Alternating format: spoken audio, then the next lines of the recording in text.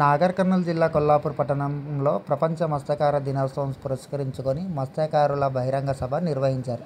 ఈ కార్యక్రమానికి ముఖ్య అతిథులుగా మంత్రులు జూపల్లి కృష్ణారావు, వాకిటి శ్రీహరి, ఎంపీలు ఈటెల రాజేందర్, మల్లు రవి మత్స్యకారులు పాల్గొన్నారు.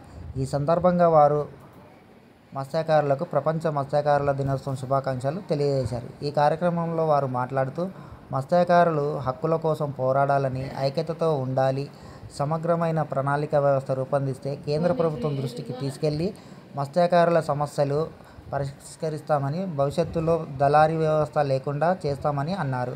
అలీవలతో చేపల వేట కారణంగా మత్స్యకారులు నష్టపోతున్నారని, కృష్ణానది పరివాహక ప్రాంతంలో ఇతర రాష్ట్రాలతో అధికారులతో మాట్లాడి అలీవలలు నిర్మూలించాలని, చేపపిల్లలు ఉత్పత్తి కేంద్రాలు ఏర్పాటు చేసుకోవాలని సూచించారు. బీసీలకు 42% రిజర్వేషన్ కల్పించడానికి పోరాటం చేస్తున్నామని, అందుకే ఎన్నికలు ఆలస్యం అవుతున్నాయని, పదవుల్లో సముచిత స్థానం కల్పిస్తామని హామీ ఇచ్చారు. 5 లక్షల కుటుంబాలు చేపల వేట ద్వారా జీవనాధారం పొందుతున్నాయని, ఆర్థికంగా ఎదగడానికి కృషి చేస్తామని అన్నారు. 88,000 కోట్ల పిల్లలను వదులుతున్నాం, ఇక్కడే ఉత్పత్తి కేంద్రాలు నెలకొల్పుతాం, అన్ని న్యాయమైన డిమాండ్లు పరిష్కరిస్తాం, అలీవలలు తెలంగాణలో లేకుండా చేస్తామని వారు తెలిపారు.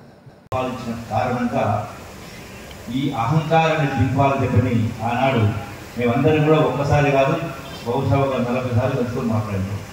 గత ప్రభుత్వాన్ని కేసీఆర్ దింపాలి, అందులో భాగంగా సరే వాళ్ళు అడుగుపోయారు.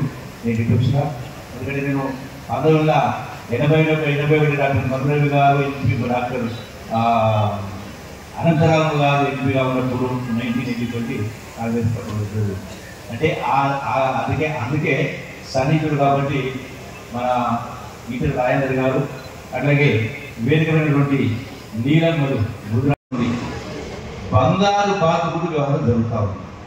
నేను గతంలో కూడా, ఎందుకంటే ఈ అలివల్లీస్ చిన్న చేపలు పట్టేస్తాము.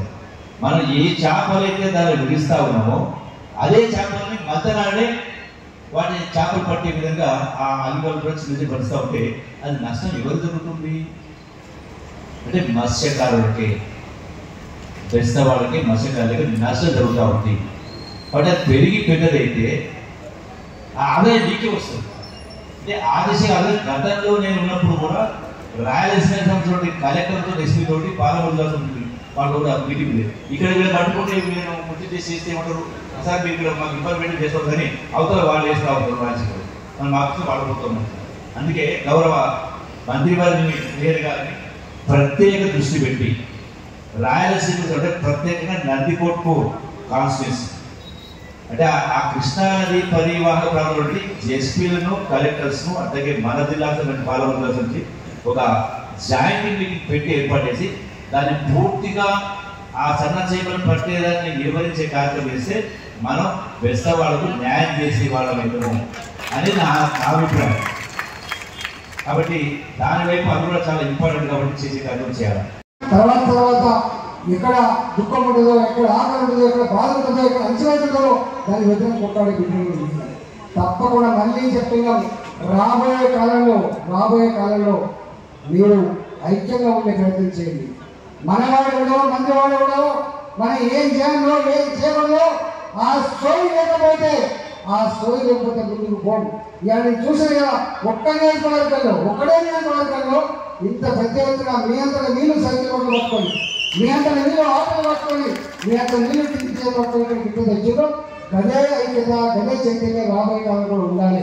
ఎందుకంటే మా వాళ్ళు చెప్పిన మాట తప్పకుండా జూపల్లి కృష్ణారావు గారు ఈ ప్రాంతంలో మత్స్యకారులతో సాధ్యం చేసినటువంటి మంత్రి ఉన్నాడు కాబట్టి ఇక్కడ సమగ్రమైన ఒక ప్రణాళిక కనుక మీరు రూపొందిస్తే కేంద్ర ప్రభుత్వం కూడా ఏ అవకాశాలు ఉంటాయో ఆ అవకాశాన్ని తెచ్చివ్వడంలో నా పాత్ర తప్పకుండా ఉందని చెప్పి మనం చేస్తాం. ఇప్పటికే 2-3 సార్లు ఇంటికి పెట్టాం. రాబోయే కాలంలో బ్రోకర్ల వ్యవస్థ ఉండదు. నాకు తెలిసి కృష్ణా నది మీద ఎట్లా బ్రోకర్లు ఉంటారు, పట్టే వాళ్ళని పట్టిస్తే 200 రూపాయలు ఇస్తారు. బొమ్మ చేపల్ని వాడు పట్టుకుపోయి 600 రూపాయలు అనుకుంటాడు. మీరు పట్టించే గొడవలు 300-400 ఇస్తారు. వారి ఇంట్లో బ్రహ్మాండంగా అమ్ముకుంటాడు. అన్ని వ్యవస్థల మీద చదువుకున్న పిల్లలు మన ప్రొడక్ట్ని వాల్యూ ప్రొడక్ట్గా చేయడంలో ఏ పద్ధతులు అయితే ఉంటాయో మా శ్రీహరి గారు తప్పకుండా ఆలోచన చేస్తారు.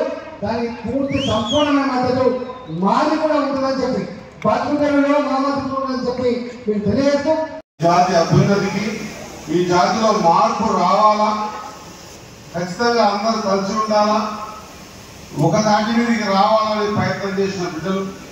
దాంట్లో పోలీస్ స్టేషన్ అయితే తెలంగాణ ఉద్యోగం వస్తే వెనుకబడ్డ మా సమాన బిడ్డలు వర్గాలన్నీ కూడా బాగుపడతాయనేటువంటి సందర్భంలో ఆత్మహత్య చేసిన సందర్భంలో చూసాం. మరొకటి ఈ వేదిక కొల్లాపూర్ గడ్డ నేను అనుకుంటున్నా, నేను ఎప్పుడు 2-3 సార్లు మీటింగ్లో వింటా ఉన్నా, పెద్దలు జూపల్లి గారు అంటా ఉంటారు ఈ కోన్ పూస్తే కొల్లాపూర్.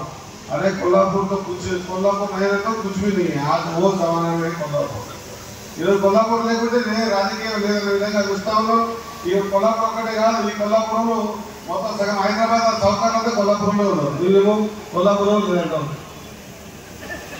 సభాధ్యక్షుడు పెబ్బేటి మల్లికార్జున